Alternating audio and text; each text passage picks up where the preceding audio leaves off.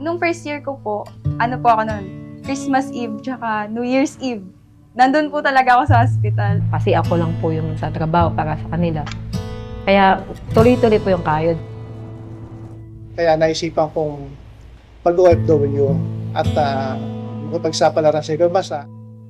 Siyempre, ako yung provider eh. May mga times na magsisisi ka po talaga na wala ka doon.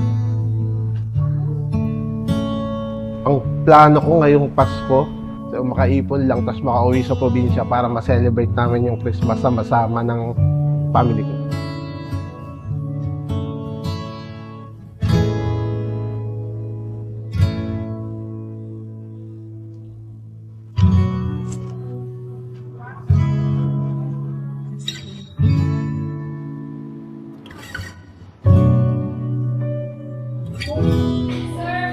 Buo ang saya ng Pasko.